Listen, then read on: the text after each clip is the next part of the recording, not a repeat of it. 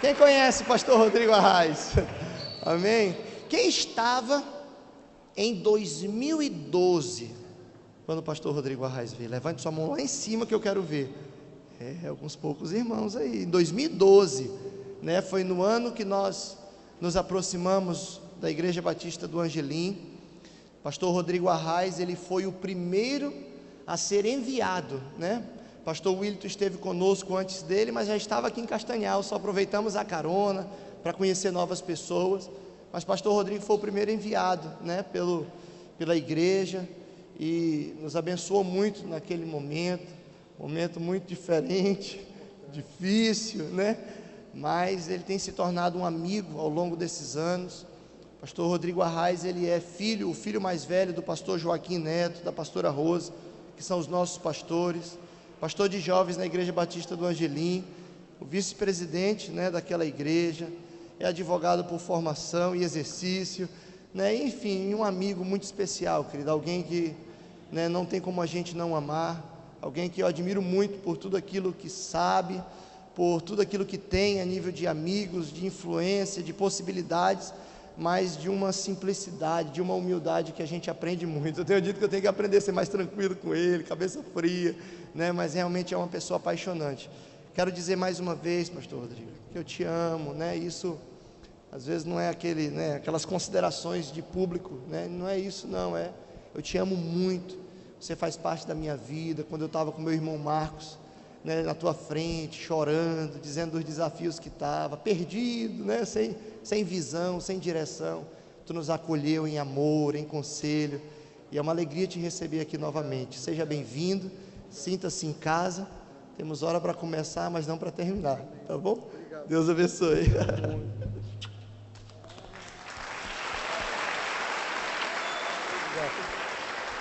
Aleluia, obrigado pelas palavras. Vocês dão um desconto para ele, é porque a gente é muito amigo, aí ele elogia um pouquinho mais. Mas eu estou muito feliz de estar aqui com vocês mais uma vez. A verdade é que eu fiz questão de estar aqui com vocês nesse Atraídos. Eu estou acompanhado aqui do meu bom amigo pastor André Neves, do pastor Bruno Garreto, estou acompanhado também dos irmãos Emílio, Felipe Almeida, Eutimídio Júnior, Natan e outros que vão chegar aí à noite, todo mundo voluntário, missionário, apaixonado por Jesus, que topa tudo. Esse mês tem sido um mês abençoado, tanto eu quanto o pastor André, a gente tem viajado bastante nesse mês. Isso é só o começo, amém? Você está bem, você está feliz? Então vira para a pessoa do seu lado, olha bem dentro do olho dela e diga assim, ha, ha, ha, ha. Amém. Eu tenho uma palavra para trazer ao seu coração nessa noite, que o tema dessa noite é atraídos para o mundo, atraídos para fora das quatro paredes, chamados para fazer algo, para fazer a diferença lá fora. E o tema dessa mensagem nessa noite é o que faz diferença na vida de quem faz diferença. O que faz diferença na vida de quem faz diferença. E olhando para a vida de muita gente importante por aí, eu cheguei à conclusão que são três coisas. Tem muita coisa que faz diferença na sua vida, que pode fazer diferença na minha vida, mas eu descobri três que são muito importantes e que de fato fazem a diferença. São coisas que são muito importantes na vida daquelas pessoas que transformam, naquelas pessoas que estão realmente de fato fazendo a diferença aí fora. Abra a tua Bíblia comigo para a gente pensar sobre a primeira, lá no livro de Juízes, no capítulo 7, no versículo 13. Juízes 7, versos 13, o que faz diferença na vida de quem faz a diferença? A palavra do Senhor diz o seguinte, Juízes 7, verso 13. Chegando, pois, Gideão, eis que estava contando um homem ao seu companheiro um sonho e dizia, eis que um sonho sonhei, eis que um pão de cevada torrado rodava pelo arraial dos midianitas, chegava até as tendas e as feriu e caíram e as transtornou de cima para baixo e ficaram abatidas. E respondeu o seu companheiro e disse, não é isso outra coisa, senão a espada de Gideão. Glória a Deus. Vamos orar, vamos fechar os nossos olhos, curvar a nossa fronte. Ô Espírito Santo de Deus, nós te invocamos nesse lugar. Ser livre para tocar quem o Senhor quiser tocar, como o Senhor quiser tocar, quando o Senhor quiser tocar nessa noite. Nós estamos debaixo da tua total e completa dependência, Pai. Essa noite, Senhor, nós estamos aqui para te adorar e aprender do teu Espírito, Senhor. O teu Espírito que é o nosso conselheiro e nos guia em toda a verdade. Ensina-nos nessa noite, Espírito Santo de Deus. Nos ajuda a entender, Pai, como fazer a diferença, Senhor. Nos ajuda a entender, Pai, o que o Senhor quer de nós, Pai. Oh Deus, é o que nós te pedimos, em nome de Jesus. Quem crê comigo, dá um amém bem forte. Amém. Glória a Deus. Daniel, José, Davi, Moisés, Gideão e muitos outros, pessoas que fizeram a diferença e estão na história na Bíblia. Além deles, muitos outros que a gente olha aí todo dia, pastores, ministros de louvor, missionários, profetas, apóstolos, gente que a gente admira, gente que a gente olha para a vida dessas pessoas e diz, olha, eles fazem a diferença. São pessoas que inspiram, você olha para elas e diz, eu gostaria de ser como ela. Eu gostaria de ser como essa menina, eu gostaria de ser como esse homem, eu gostaria de ter o que ele tem. Eu gostaria de ser como ele, eu já fui assim. Eu lembro que eu cresci na igreja, e eu lembro que muitos pastores, missionários, acabavam chegando no Angelim, e alguns deles tiveram uma influência muito grande na minha vida. Eu olhava para eles e dizia, eles fazem diferença, esse homem, ele é diferente, ele faz a diferença. Eu quero ter o que ele tem. Mas muita gente olha para a vida dessas pessoas que são especiais, e o são porque carregam algo especial dentro de si, diga amém. Estão cheios do Espírito Santo. E a gente olha para a vida dessas pessoas, deseja o que eles têm, mas não sabe ao certo como chegar lá. Não sabe direito o que é que faz eles serem diferentes. O que é que há ali na vida deles que os diferencia, que os faz tão especial. Às vezes eu lembro, na verdade, que eu conheci um homem e eu achei ele parecido com Jesus. E eu nunca tive com Jesus pessoalmente, em carne, só no Espírito. Mas, andando com aquele homem, eu senti que, poxa, se Jesus estivesse em carne ao meu lado, se pareceria com ele. Você nunca andou com alguém que parece com Jesus? Você nunca encontrou com alguém que na sua convivência diária, eu não estou falando do púlpito, estou falando do dia a dia, você disse, essa pessoa me traz Jesus à lembrança. E eu disse, eu quero o que ele tem. Todos esses homens que fazem diferença no reino, eles têm coisas especiais, que eles vivem, que eles acreditam, que elas creem. Eu separei 3, que são muito importantes. A primeira dela aparece aqui em Juízes capítulo 7, versículo 13. A palavra de Deus diz que o homem tem um sonho de um pão torrado destruindo tendas. E alguém interpreta esse sonho como sendo Gideão destruindo o arraial dos midianitas. Mais à frente, Gideão ouve esse sonho, ele ouve a explicação desse sonho, ele crê que Deus de fato entregou a ele o acampamento dos midianitas e ele começa a se preparar para a guerra. Ele junta o seu pequeno exército de 300 homens em 3 esquadrões, dá a cada um deles buzina, cântaros vazios e tochas. E Gideão os chama, esse pequeno exército de 300, muito melhor que os 300 de Esparta, os 300 de Gideão. E a Bíblia diz que ele fala com eles aqui no versículo 17, dizendo, olhai para mim, fazei como eu fizer. E eis que chegando ao extremo do arraial, será que como eu fizer, assim vocês farão.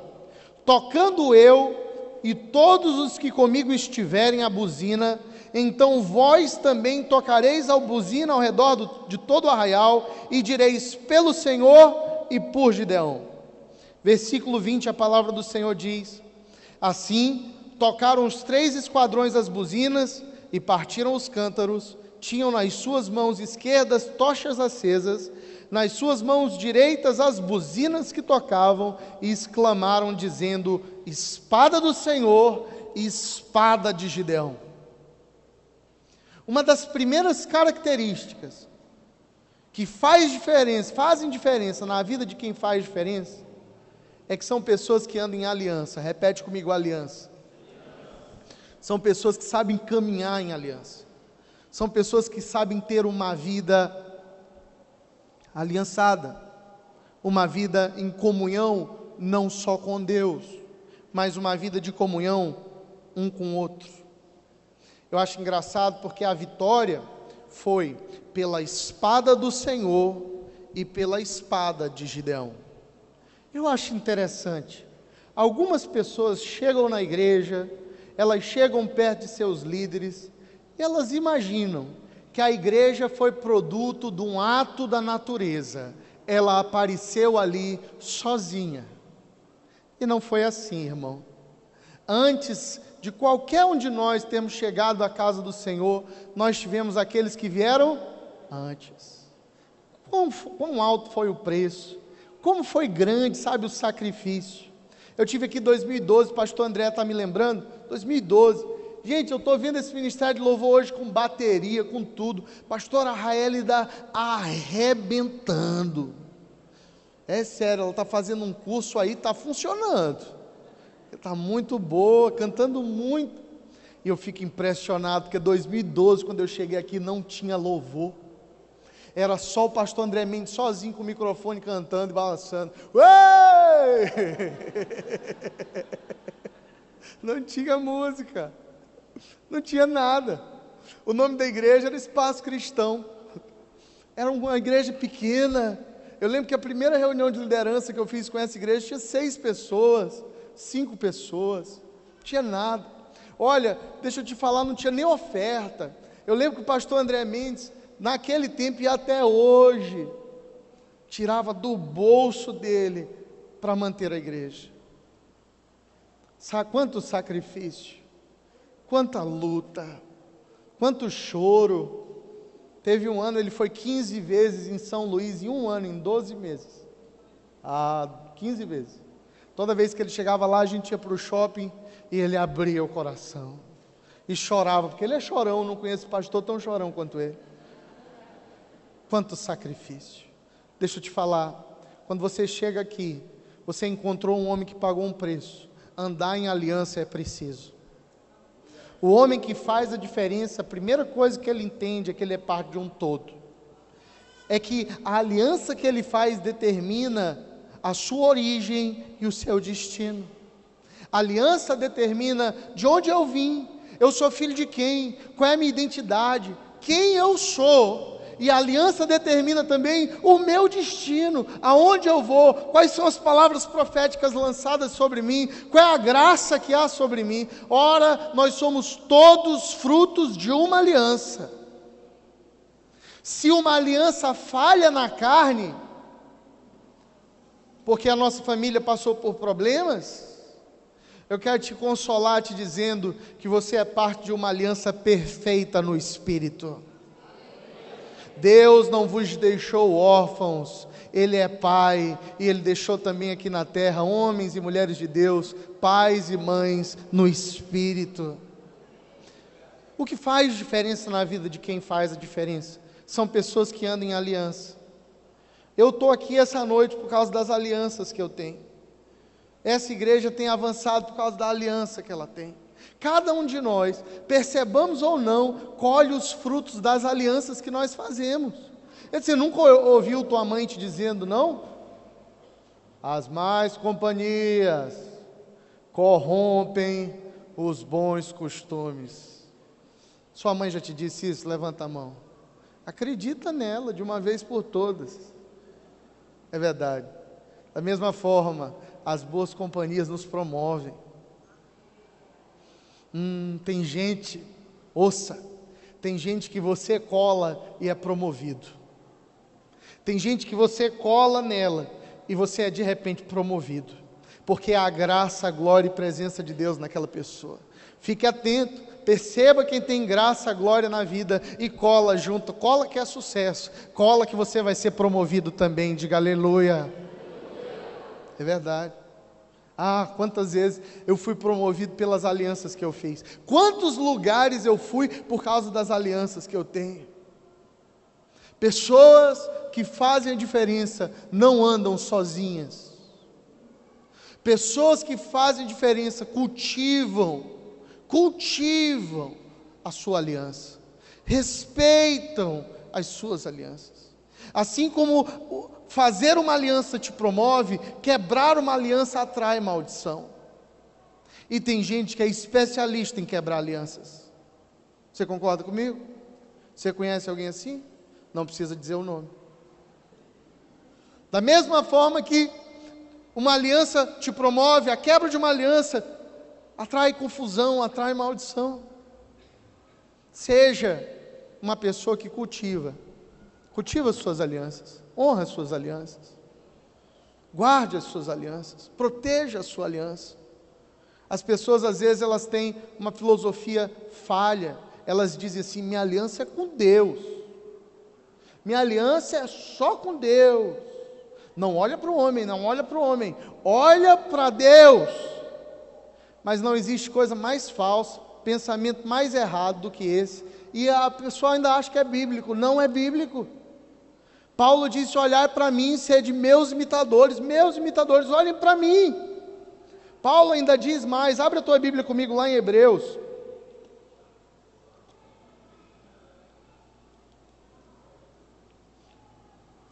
Hebreus capítulo 13, versículo 7 diz assim, se você abriu, diga amém. Diz assim, lembrai-vos dos vossos pastores, que vos falaram a palavra de Deus, a fé dos quais imitai, atentando à sua maneira de viver. Lembrai-vos dos vossos pastores, que vos falaram a palavra de Deus, e imitem a fé deles. Prestem atenção na sua maneira de viver, pastores.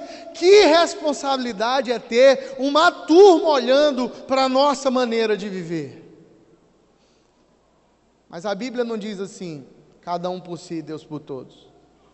A Bíblia não diz assim: olha para Deus, não olha para ninguém mais. A Bíblia não diz assim: anda sozinho. A Bíblia diz assim: faça boas alianças, encontre homens e mulheres de Deus, lembrem-se deles, que vos falaram a palavra do Senhor pela primeira vez, honrem eles, imitai a fé deles, imitem-os. Que coisa poderosa. Às vezes eu vou pregar e eu fico nervoso. Pastor Rodrigo, tu fica nervoso quando vai pregar? Às vezes eu fico. Às vezes eu vou pregar e eu fico nervoso. Às vezes eu vou pregar em grandes igrejas, sei lá gente, igreja lotada, um monte de gente boa sentada para me ouvir, e eu fico me achando tão pequeno, eu fico achando que eu tenho tão pouca coisa a dizer, eu fico me achando tão fraco, eu acho que o Espírito de Deus não está comigo, e eu fico nervoso, porque sentado ali diante de mim um monte de fera, e eu que devia estar sentado aí ouvindo esse pessoal pregar, mas aí eu me encho de fé. E eu lembro da passagem de 1 Timóteo, quando Paulo diz: desperta o dom que há em ti, Timóteo, pela imposição das minhas mãos. E aí eu vou para um lugarzinho, e eu já fiz isso tantas vezes, eu vou para um lugarzinho e digo: Deus, eu desperto o dom que há em mim, Pai, pela imposição de mãos do meu pai, o pastor Joaquim, Pai.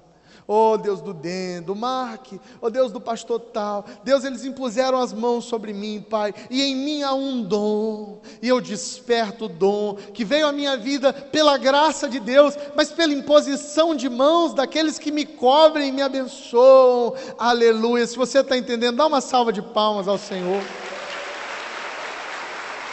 Eu desperto o dom que há em mim, mas esse não é um dom que veio por acaso.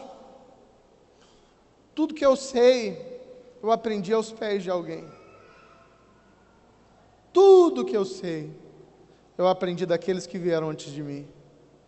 E essa cadeia, ela pode ser traçada de volta até os apóstolos. Nós somos todos devedores de alguém. Portanto, quem faz a diferença aprendeu a andar em aliança. Nós não fomos chamados para andar, para ser lobo solitário. Você quer fazer a diferença no mundo? Se aliança com seu pastor e sua igreja. Você quer fazer aliança no mundo? Você quer fazer a diferença no mundo? Se aliança com gente boa. Você quer fazer a diferença no mundo? Cola com gente que está cheio da glória de Deus, você será promovido. Sabe? Seja humilde. Seja humilde, sirva alguém. Eu me lembro uma vez, eu estava numa igreja lotada e o Mark Schubert estava orando pelas pessoas e elas caindo, e eu estava segurando as pessoas. Foi aqui no Pará, inclusive, essa viagem. E ele orava e a galera caía e eu segurando. Eu nunca tinha orado por alguém. Eu nunca tinha tido a ousadia de botar a mão na cabeça de alguém. Mas eu estava sempre segurando. No final do culto, o pastor Mark virou para mim e disse assim: Rodrigo, Deus vai te usar também da mesma forma. Eu disse: vai, Mark. Ele disse: vai, porque eu fazia o que tu está fazendo para o Benny Hinn em Orlando, e depois Deus começou a fazer a mesma coisa através da minha vida. Agora tu está me servindo, Deus vai fazer a mesma coisa através da tua vida também. Eu disse para ele: e tu acha que eu posso orar pelas pessoas? Ele disse: eu acho que pode. Impõe as mãos sobre as pessoas. E o que eu via eles fazendo, eu reproduzia. E aquela aliança me promoveu.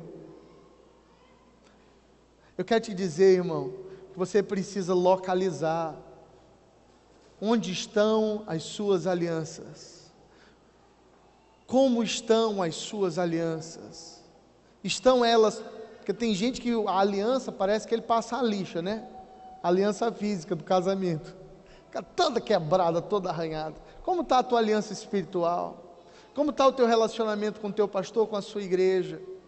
Como está o teu relacionamento com as pessoas que são importantes na sua caminhada com Deus? Olha, sinceramente, quando eu olho alguém que faz a diferença, eu percebo na vida dessas pessoas que elas são pessoas que andam em forte aliança, em aliança de fidelidade. E esse é a primeira dica para você nessa noite. Não dá para andar sozinho.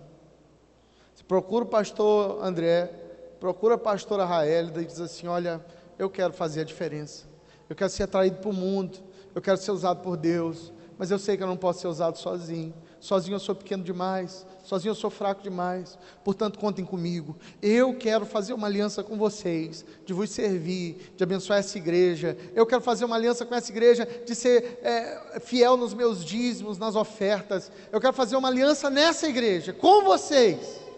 Você vai ver, Deus vai te promover e vai te prosperar. Você crê nisso? Porque tem muita gente com a mentalidade de consumidor na igreja. Ele consome o culto, ele consome o relacionamento com o pastor, e eu digo consome porque procura o pastor para tirar algo dele. Às vezes não dá oferta, não é dizimista, não participa de nada e consome. Eu já tive conversas com irmãos que parece que me sugaram até a alma. Digo, meu Deus, eu quero ir para casa dormir. Cansado. Faça uma aliança com o seu pastor, com a sua igreja, porque isso que Deus está fazendo entre vocês é só o começo. Ele estará levantando pais e mães espirituais dentre vocês, pastores, mestres, profetas, evangelistas e apóstolos dentro de vocês. Ele vos dará a cidade, Ele dará a cidade a vocês, mas nós precisamos ter aliança. Ou a gente está junto ou não está. Só faz a diferença quem vive em aliança. Abra a tua Bíblia comigo agora, no livro de Gálatas.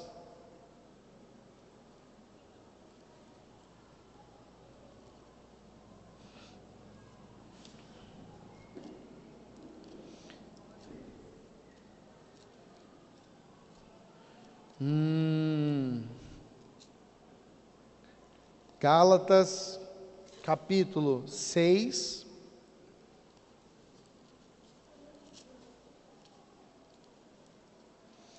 Gálatas 6, verso 10. Gálatas 6, versículo 10.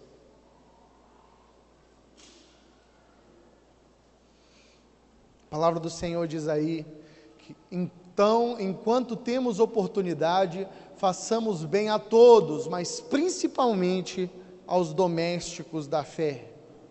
Eu quero te trazer um princípio que, na minha opinião, faz diferença na vida de quem faz diferença, que é o senso de missão. Missão.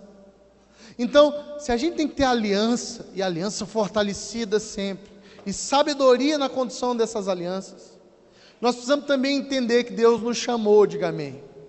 Nós temos um chamado sobre a nossa vida. Nós não fomos chamados para ter um relacionamento com Deus puramente terapêutico. Deus não te chamou para você vir uma vez por semana na igreja, cantar uma música para se sentir bem. Deus te chamou para servir. Repete comigo: serviço é o meu chamado. A palavra ministério quer dizer serviço. Portanto, nós precisamos ter essa missão, esse entendimento de que Deus nos chamou para fazer a diferença. E quem de fato transforma o mundo entendeu isso. Ele chegou na igreja, ele foi abençoado por Deus, ele fez uma poderosa aliança com seus pastores, mas ele parou e disse assim: gente, eu tenho que fazer alguma coisa com o que eu recebi. Eu preciso servir alguém. Eu preciso dar algo a alguém. Eu tenho uma missão. Porque muita gente chega na igreja e diz assim: essa igreja devia ter um ministério de crianças melhor. Bem, isso qualquer pessoa pode ver. Essa igreja devia ter um ministério de louvor melhor. Isso também não é difícil de perceber. Essa igreja podia ter, sei lá, uma piscina para eu banhar no final de semana.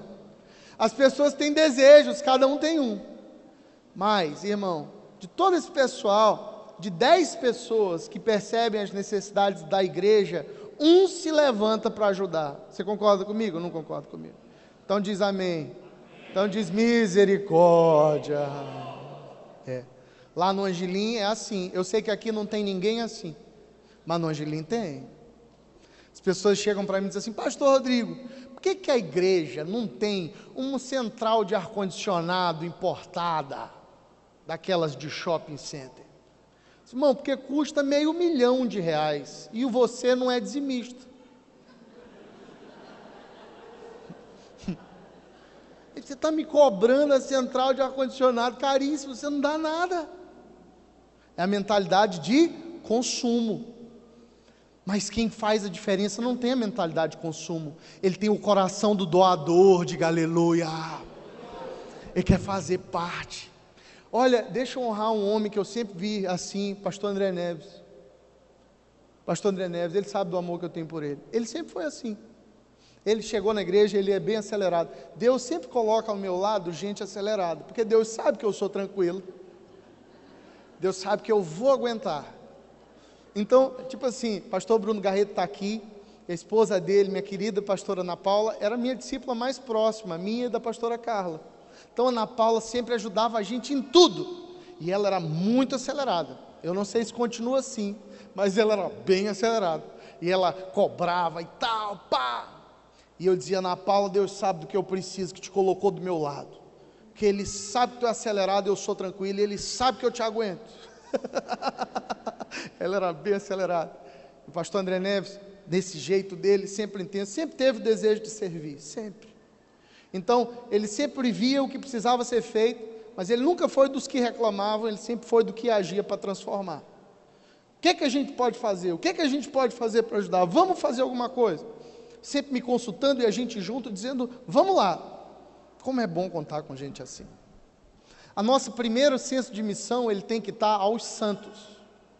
Nosso primeiro ministério, antes de ser ao mundo, é um ministério aos santos, um ministério à igreja.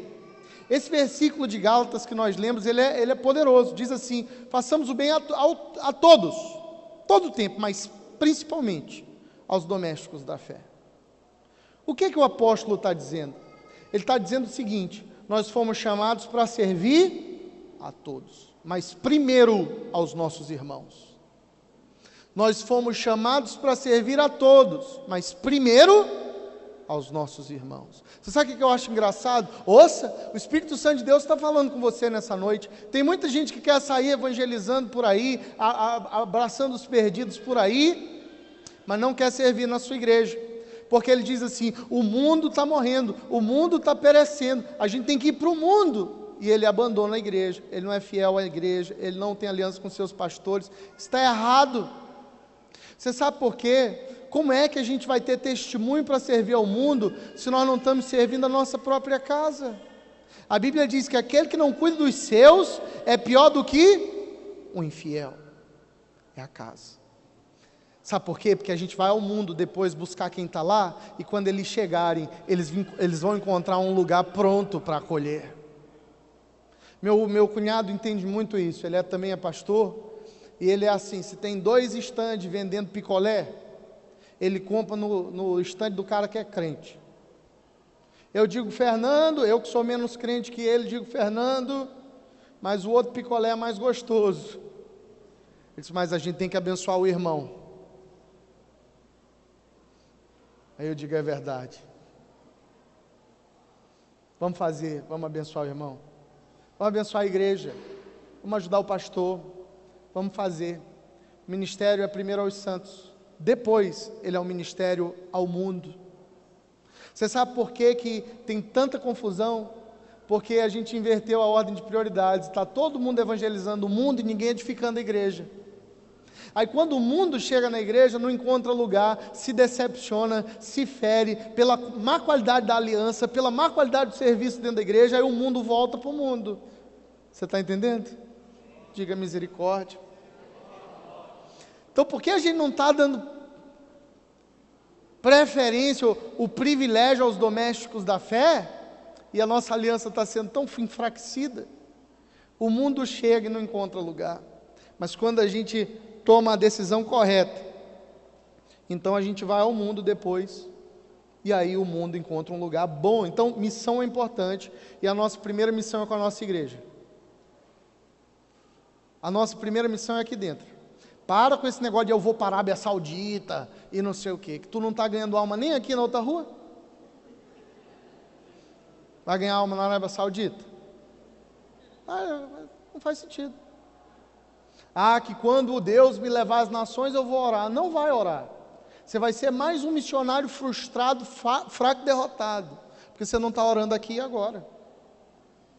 Pastor, porque quando Deus estabelecer a sua vontade na minha vida, eu vou fazer alguma coisa. Deus está esperando você já faz um tempão. Comece agora, comece aqui. Deus te chamou para esse tempo, para esse lugar, para esse dia, te capacitou, te encheu do seu Santo Espírito e disse: já é tempo. É para hoje, é para agora. E é aqui, é na igreja. As pessoas dizem: mas eu sou o templo do Espírito Santo. Deixa eu te falar uma coisa, irmão. Há uma confusão de conceitos aí. Há um movimento no Brasil agora de que as pessoas dizem: eu sou o templo do Espírito Santo, então eu sou a igreja. Não é bem isso. Eu sou o templo do Espírito Santo, portanto eu posso ficar sozinho na minha casa, ouvir uma mensagem na internet, cantar 3 músicas da Nívia Soares no CD, dá R$10 de oferta para o R.R. Soares via cartão de crédito, e eu sou a igreja. Não é, você está confundindo conceitos. O conceito de templo do Espírito Santo, conforme dito naquele versículo, é de habitação do Espírito, e de fato, todo crente nascido de novo é a habitação do Espírito Santo de Deus, porque o Espírito habita em você, diga amém. Mas igreja é outra coisa. Igreja é eclésia. A palavra eclésia significa a comunidade, o conjunto de pessoas chamados para fora. Ninguém é igreja sozinho. O apóstolo Paulo, quando fala da igreja, diz que Jesus é o cabeça dela, amém? E cada um de nós é uma parte do corpo. Agora nós só somos igreja conectados uns aos outros. Porque no dia que você vê meu braço andando por aí sozinho, pode dar um tiro nele, porque ele está desviado do meu corpo. Volta, braço. Tu só é corpo comigo. Fora de mim, tu é só um braço caminhando. A mãozinha da família Adams. Você já assistiu a família Adams? É só uma mãozinha. Você está desviado do corpo. É a mesma coisa essa turma. Eles dizem: eu sou o templo. ótimo, você é o templo, o Espírito Santo habita em ti, mas você ainda não é igreja, porque você é só uma parte da igreja, e só é corpo conectado aos seus irmãos, servindo aos seus irmãos, e com eles, servindo o mundo, aleluia. Todo mundo junto. É difícil ser igreja? É difícil pra caramba ser igreja. Porque aqui eu sei que não tem ninguém assim, mas lá no Angelim tem muito crente chato. Tem gente difícil na igreja. Irmão, você briga com a sua mãe, às vezes. Se desentende com a sua mãe. Eu e minha mãe, às vezes a gente se desentende. Se vacilar, até hoje eu apanho. Imagina com o irmão da igreja. Você já brigou com seu irmão de sangue? Sua irmã de sangue? Sua irmã já pegou aquele teu vestido novo que você ainda não tinha usado e usou primeiro que você? Ou aquele sapato, ela que tem um pé gordo e arrebentou o sapato? Seu irmão já te contou alguma coisa que você fez de mal para o seu pai antes de você, aí teu pai te descobriu? Ele já te entregou? Ah, isso acontece. Imagina na igreja. Mas da mesma forma, a gente só é igreja junto. E o que o Espírito Santo está fazendo aqui é um negócio mágico. Ele está pegando pessoas ricas e pobres, altas e baixas, gordas e magras. Gente de todo tipo de família, de todo tipo de criação, de todo tipo de conta bancária. Botando no mesmo lugar e dizendo: vocês são meus filhos, são irmãos uns dos outros. Jesus é o primogênito de muitos irmãos, e eu tenho um plano para vocês, e aqui são todos iguais, todos família de Deus, todos corpo de Cristo, aleluia. Isso é poderoso, só tem na igreja isso. Não tem outro lugar no mundo que isso acontece. Depois Deus nos chama para ser ministros ao mundo. Então, senso de missão, quer fazer a diferença, irmão? Tem que entender que foi chamado para servir a igreja, e agora tem que entender que foi chamado para servir ao mundo. Abre a tua Bíblia aí comigo em 1 Coríntios, capítulo 9, versículo 19. 1 Coríntios 9, versículo 19, a palavra do Senhor diz o seguinte: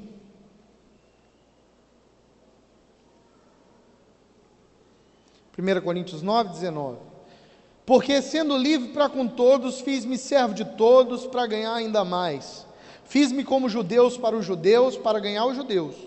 Para os que estão debaixo da lei, como se eu estivesse debaixo da lei, para ganhar os que estão debaixo da lei. Para os que estão sem lei, como se estivesse sem lei, não estando sem lei para com Deus, mas debaixo da lei de Cristo, para ganhar os que estão sem lei. Fiz-me fraco para os fracos, para ganhar os fracos. Fiz-me tudo para todos, para por todos os meios chegar a salvar alguns. E eu faço isso por causa do Evangelho, para ser também participante dele. Não sabeis vós que os que correm no estádio, todos na verdade correm, mas um só leva o prêmio? Correi de tal maneira que o alcanceis. E todo aquele que luta, de tudo se abstém. Eles o fazem para alcançar uma coroa corruptível, nós porém uma corruptível, uma incorruptível. Pois eu assim corro, não como uma coisa incerta. Eu combato, mas não é como quem bate no ar. Antes eu sacrifico o meu corpo, reduzo ele à servidão, para que pregando aos outros eu mesmo não venha de alguma maneira a ser reprovado. Eu gosto muito dessa passagem de Paulo, que ele era um evangelista, ele era um ganhador de almas. E ele tinha uma missão ao mundo, e nesse caso aqui ele está falando da missão dele aos gentios, aqueles que viviam fora da lei judaica. E ele está dizendo o seguinte: gente, eu estou fazendo tudo o que eu posso para ganhar almas.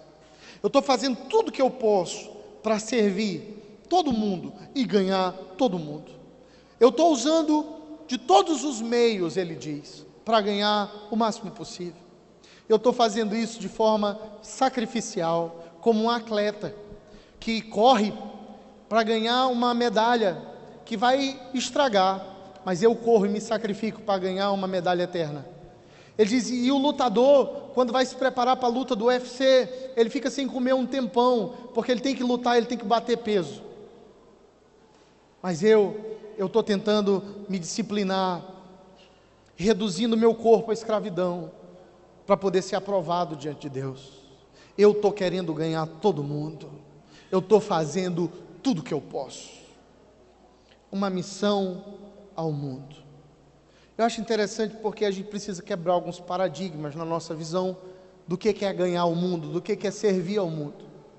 Por muito tempo, dentro da igreja houve uma visão errada, uma visão satânica, de que para ser um bom servo de Deus, nós deveríamos nos afastar da convivência do mundo. Ou seja, essa é uma visão quase que profética do Velho Testamento.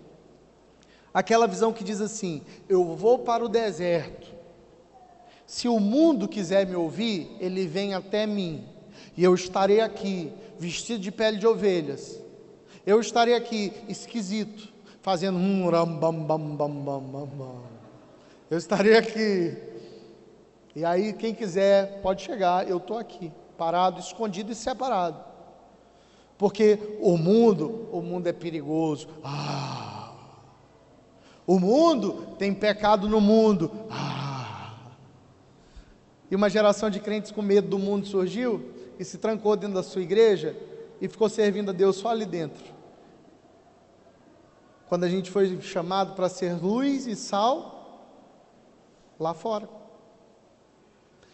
porque quanto mais escuro for a situação do mundo, mais a sua pequena luz pode brilhar, mais a sua pequena luz faz a diferença lá fora.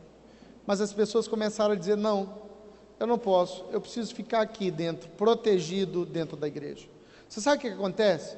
A pessoa, ela converte, em poucos meses ela desfaz todos os relacionamentos dela, que ela tinha no mundo. Bem, para algumas pessoas isso é importante por um tempo, para evitar que elas voltem ao mundo. Mas, você sabe o que acontece? A pessoa, ela destrói todos os relacionamentos que ela tinha no mundo, ela chega em casa, ela faz uma reunião familiar e diz assim: olá, amados familiares, eu só queria avisar vocês que vocês vão todos queimar no inferno.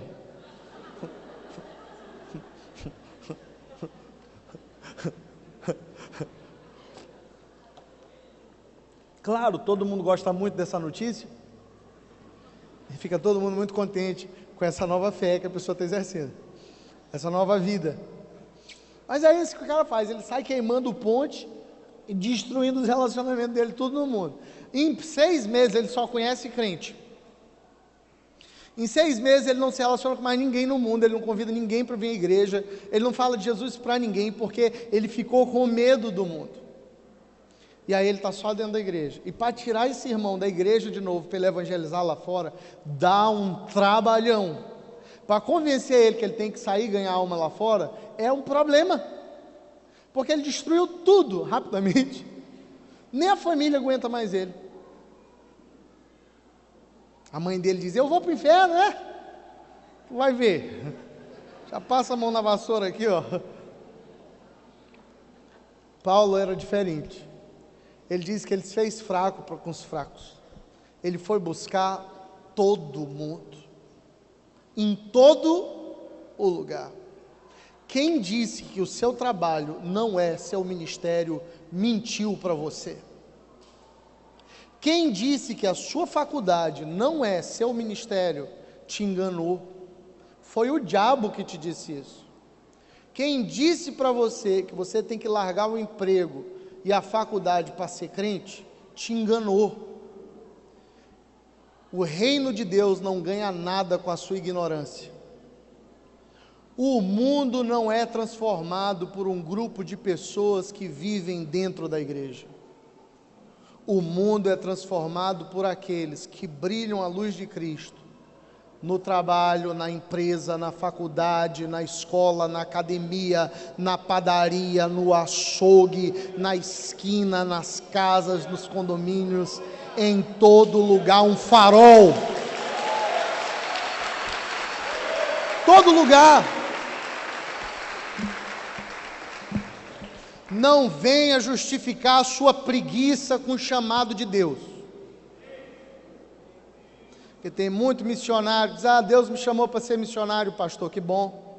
Agora eu vou parar de estudar, eu vou parar de trabalhar, eu quero ser só missionário. O reino de Deus não precisa de missionário ignorante, sem saber nada, sem emprego, sem nada. O que tu tem? Nada. Nada deu certo, pastor, aí eu sou missionário. Eu não casei legal, eu não trabalho legal, eu não gosto de estudar, aí eu sou missionário. Ô irmão, misericórdia. Eu conheço um pastor, e eu gosto desse pastor, ele é doido.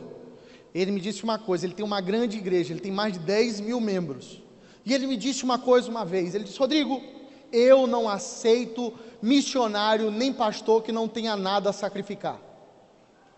Então o cara chega para mim e diz: pastor, eu quero ser pastor também. Ele disse assim: o que você tem para sacrificar?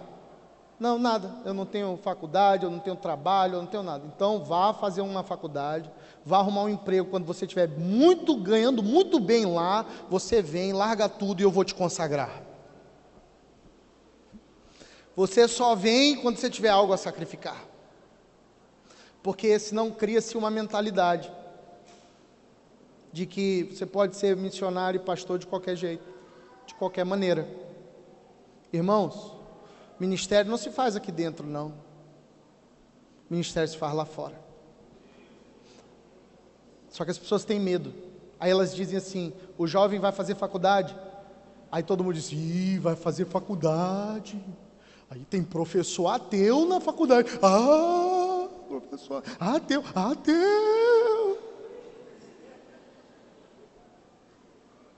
Que mané, professor ateu? Mas tu vai para a faculdade? Vai. Olha aí, já está manifestando aqui no negócio. Vou. Lá tem, sei lá, antropologia, sociologia, não sei do que o povo tem medo da faculdade. A grande bobagem. Eu fiz faculdade. A primeira faculdade que eu fiz foi de letras, na UEMA. Eu lembro que quando eu entrei em letras, eu estava apaixonadão por Jesus. E aí, que a primeira coisa que eu fiz, a igreja começou a trabalhar com grupos de crescimento. Era como nós chamávamos as células, GC, grupo de crescimento. A primeira coisa que eu fiz na UEMA foi abrir um grupo de crescimento que se chamava UPC, UEMA para Cristo. Minha aula era à noite, então a minha célula acontecia às 5h30 e 6h30, que era o horário da aula à noite. Eu pegava Vicente Fialho, depois o M-Paz, ia para a faculdade para fazer minha célula mais cedo, não dava ninguém. Mandei fazer a camisa bonita, com coração em chamas atrás, era minha célula na UEMA. Primeira coisa, irmão, você chegou na faculdade, marca logo o território. O pessoal perguntar para você: vem cá, tu é crente? Pior, meu irmão, eu sou pior que crente. Eu sou louco por Jesus. Eu sou doido, eu sou missionário, eu sou decantas labachaias. Primeira coisa, ninguém vai te convidar para beber, para ir para o prostíbulo, para fazer nada, que eles vão dizer: aquele é doido. Primeira coisa que eu fiz chegar na faculdade, eu abri a célula. Por quê? Porque eu estava com medo. Eu achei assim: eu estou indo para a faculdade primeira vez e tal. Eu lembro que eu estava apaixonado pela pastora Carla na época, continuo até hoje, mas na época eu estava paquerando ela, tomando um fora atrás do outro. E aí tinha um monte de menina que gostava de mim na faculdade. Eu não sei o que acontecia naquela época, acho que elas eram loucas, mas tinha umas duas assim interessadas em mim. Eu dizia: não, eu estou apaixonado lá na igreja, olha, eu tenho essa célula aqui, eu tenho que dar testemunho, eu não vou dar nem conversa para elas. Que célula abençoada, não ia ninguém. Aí depois começou aí, um cara que era carismático começou a me ver, que eu chegava bem cedo.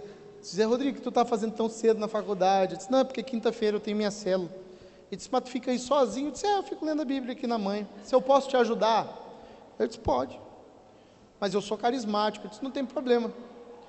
Tu toca violão? Eu disse: eu toco. Tu sabe tocar música de crente? Sei. Então tu vai ser meu ministro de louvor. Eu fiz uma célula ecumênica.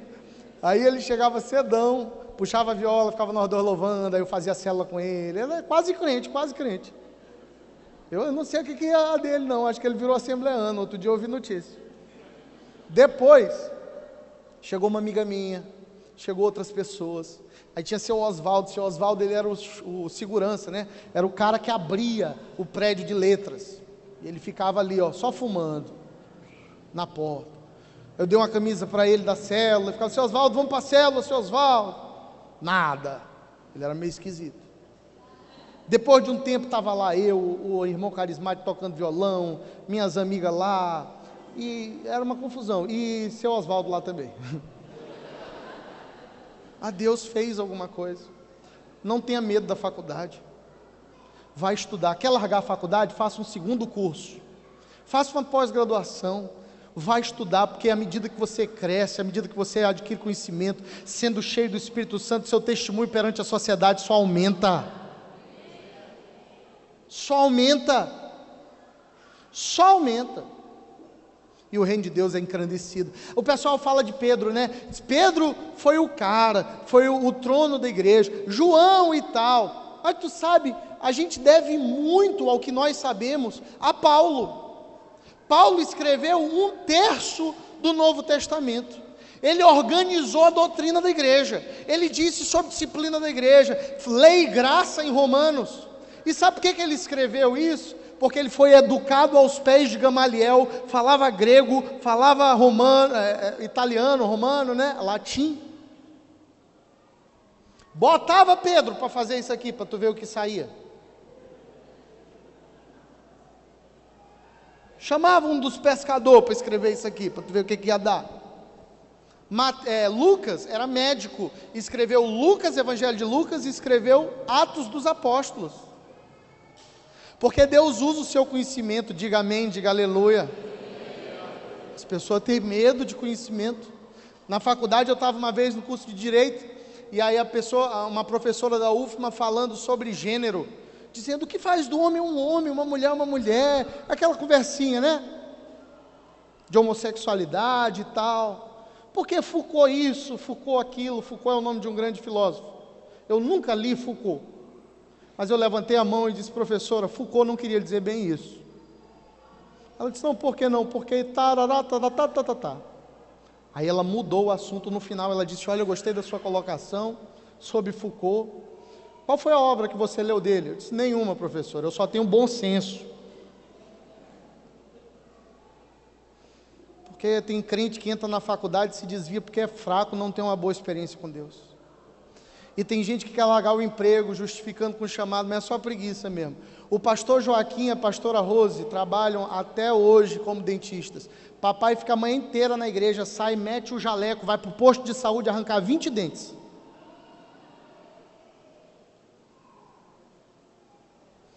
Pastora Rose era diretora de posto de saúde até outro dia. Dor de cabeça, meu irmão, porque lá ela não é pastora. Lá o cargo dela é de liderança. E confusão. Agora, sabe o que começa a acontecer? Ela inventa logo um culto no posto de saúde. O povo começa logo a orar. Doutora Rose, ore por mim. Por quê? Porque eu estou com problema no casamento. E o reino de Deus se manifesta no local de trabalho.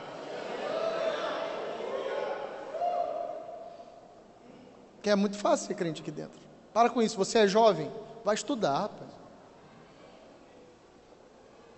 Você é jovem, caiu de novo, receba. Você é jovem, vai trabalhar. Lá no seu trabalho, seja sal e seja luz. Se você está entendendo, vamos dar uma forte salva de palmas ao Senhor, porque Ele é digno. Aleluia! Aleluia! É isso que é ser atraído para fora, chamado para fora, para fazer a diferença lá. Não existe território, não existe área na terra, onde um crente não possa chegar e fazer a diferença. Não existe área exclusiva do capeta. As portas do inferno não prevalecerão contra a igreja. Aonde nós botarmos o nosso pé é nosso.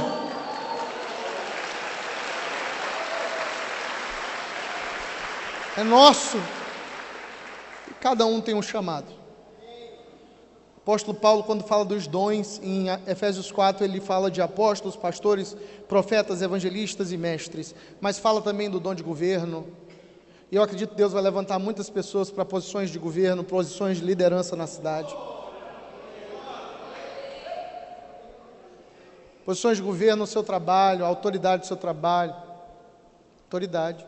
Que é isso? Você quer apresentar para o reino de Deus a pior versão de você? Apresente a melhor possível. E nunca é tarde para começar não. Pastor, eu tenho 30 anos.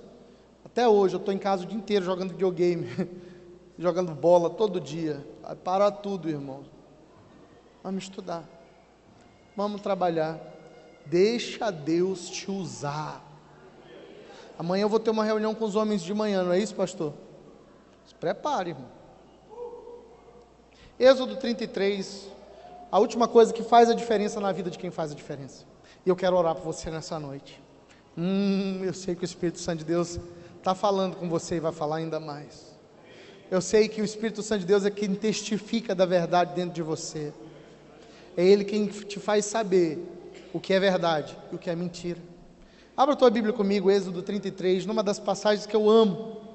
Versículo 1 diz o seguinte: Disse mais o Senhor a Moisés: Vai, sobe daqui, tu e o povo que fizeste subir da terra do Egito, a terra que jurei a Abraão, a Isaque e a Jacó, dizendo: A tua semente a darei. E enviarei um anjo adiante de ti, e lançarei fora os cananeus, os amorreus, os heteus, os ferezeus, os heveus e os jebuseus. Há uma terra que mana leite e mel, porque eu não subirei no meio de ti, porque tu és um povo obstinado, para que eu não te consuma no caminho. E ouvindo o povo essa má notícia, se entristeceu, e nenhum deles pôs sobre si os teus atavios. Versículo 12 diz: E disse Moisés a Deus: Eis que tu me disseste: Faze subir esse povo, porém não me fazes saber a quem hás de enviar comigo. E tu disseste: Conheço-te por teu nome, e que achei graça aos teus olhos. Porém, se tenho achado graça aos teus olhos, rogue-te que me faça saber o teu caminho, e conhecer-te-ei, para que ache graça aos teus olhos. E atenta, lembra-te que essa nação é o teu povo. E disse o Senhor: Irá a minha presença contigo para te fazer descansar. Então ele disse: Se a tua presença não for comigo, não nos faça subir desse lugar. Não nos faça subir desse lugar. Eu amo essa passagem porque ela mostra o coração de Moisés. Moisés ouve uma notícia de Deus que lhe diz o seguinte: Olha, eu vou te dar tudo o que você quer. Eu vou dar para você vitória sobre os seus inimigos. Eu vou dar para você a terra que mana leite e mel. Tudo o que eu te prometi, eu vou dar. Só que eu não vou com você, quem vai é um anjo. Muito crente ia dizer: Aleluia! Muito crente ia se animar. Mas Moisés não. Porque Moisés, ele não queria tanto as bênçãos e a vitória e a promessa. Ele fazia questão da presença. O que ele queria de Deus era carregar, ter com ele a presença. Mais que a presença até. Ele desejava a glória. Ele disse: Senhor, eu não quero só a bênção e a vitória e a promessa. Se a tua presença não for comigo, não me faça sair desse lugar. Pessoas que fazem a diferença são apaixonadas pela presença e pela glória de Deus. Elas não estão fazendo o que estão fazendo para receber alguma coisa. A herança delas é o Senhor. Quando Deus fala da tribo dos levitas, Ele diz: vocês não terão herança. A herança de vocês é o próprio Deus. Eles não estão fazendo o que estão fazendo para ter reconhecimento, para ter bênção, para ter promessa, para ter dinheiro, para ter aplauso. Nada disso mexe com eles. São coisas boas, mas não é aquilo que está no coração. Moisés diz: Senhor, pode derrotar Ferezeu, Jebuseu, sei lá, todo mundo, pode dar a terra, mas se o Senhor não for, não me faça sair desse lugar. A tua presença é tudo para mim. O Senhor pode levar a casa, carro, bênção, pode levar tudo. O Senhor não pode não me dar mais nada até o meu último dia nessa terra, mas não tira de mim a tua presença. Pessoas que fazem diferença carregam uma presença.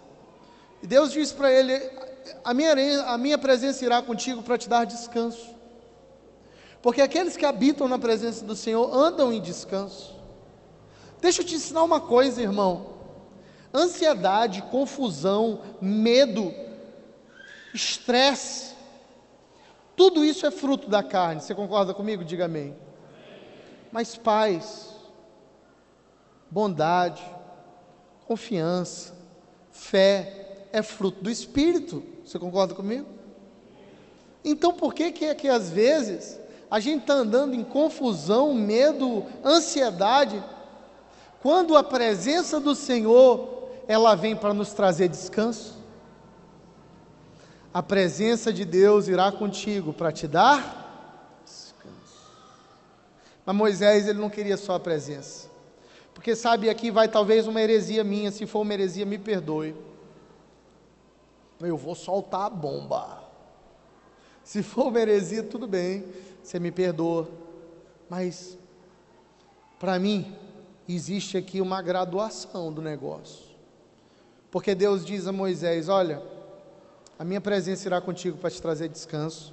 Mas Moisés não para aí, ele diz: então disse Moisés, rogo-te que me mostres a tua glória. E Deus diz: eu farei passar toda a minha bondade diante de ti, e te revelarei o nome do Senhor diante de ti. Terei misericórdia de quem eu tiver misericórdia, me compadecerei de quem me compadecer. Quem faz a diferença tem fome e sede de muito mais. Ele não quer só um relacionamento de bênção e vitória, e nem quer só a presença, ele quer receber da glória de Deus. A palavra glória aqui, ela é kavod, que quer dizer peso, literalmente peso, o peso da glória de Deus. Ele diz: Senhor, eu quero conhecer o peso da tua glória. E essa palavra peso aí, ela tem um sentido de valor, porque as moedas da época, elas eram valoradas por seu peso, entendeu? Tanto de ouro, tanto de tal. Ele diz: Senhor, eu quero a revelação completa do teu peso, do teu valor, da tua essência. Eu quero tudo. Quem faz a diferença é fominha, irmão. Às vezes eu estou orando pelas pessoas, impondo as mãos, e algumas me atraem até elas. Sabe por quê?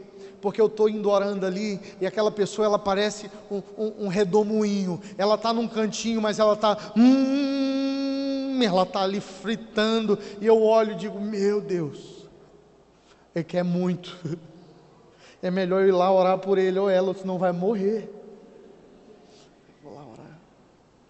Quem faz a diferença tem fome por mais. Tem crente na igreja que, se for um anjo e ele tiver vitória e dinheiro, está tudo bem por ele. Jesus, fica para o céu. Eu só quero o anjo mesmo, manda o anjo. Tem gente que quer a presença, mas quem faz a diferença não se contenta com nada menos que a glória de Deus. Deus diz: olha, eu farei passar minha bondade sobre ti, e eu te revelarei o meu nome. Quantos desejam isso nessa noite? A glória é o que transforma. Porque a presença é poderosa, sabe? Mas a presença não é tudo. Muita gente andou na presença de Deus e depois o abandonou. A mesma multidão que andou na presença de Jesus e ouviu a sua pregação no Sermão da Montanha, foi a mesma multidão que, quando teve que escolher, escolheu Barrabás. Pedro andou na presença do Senhor e o negou. A presença é uma coisa, mas Moisés, quando ele tem um encontro com a glória de Deus, e ele desce do monte, ele desce com o rosto brilhando de glória. A glória que você recebe na presença é a glória que você leva com você. Muita gente rola aqui na presença, mas sai lá fora e nada acontece. Mas quando você tem um encontro com a glória de Deus, ela te muda de forma permanente. Você sabe quem carrega a glória de Deus. Olha, eu conheço alguns homens que carregam a glória de Deus, tiveram no ambiente de glória. Você anda com essas pessoas, irmãos, é diferente. São poucos às vezes, mas sabe por quê? Não é porque Deus não é generoso, não é isso. É porque muita gente só quer o anjo, ou muita gente só quer a presença. Mas aqueles que buscam a glória, têm a bondade e o nome revelado, e eles têm uma face que brilha, meu irmão, e aonde eles chegam, milagre, salvação, cura, libertação e a manifestação do reino de Deus acompanham. Tudo prospera, porque a glória está ali. Ele não é um vaso da presença somente. Ele é um carregador da glória, como os levitas que carregavam a arca sobre os ombros. Quem faz a diferença tem a glória sobre si. A aliança, missão e glória. As 3 coisas nessa noite que eu quero te dizer que você precisa para fazer a diferença. Quando a glória estiver com você, irmão, você não precisa ter medo do mundo, é o mundo que vai ter medo de você. Vai chegar na faculdade, a turma vai dizer, cara, que pessoa diferente. Você vai chegar onde você chegar, gente, tem um negócio diferente aí, é a glória de Deus. Eu conheço pessoas que às vezes vão no supermercado, e às vezes não precisam dizer nada, e de repente alguém começa a chorar do lado. Isso aconteceu. Ele disse, está chorando porque eu não sei, eu estou sentindo um negócio. Eu tinha uma amiga na faculdade, que ela nunca tinha lido a Bíblia, não sabia nada da Bíblia. E aí um dia eu encontrei ela na biblioteca. E ela estava no setor de religião, pegando livros. Lindiane era o nome dela, com N, Lindiane.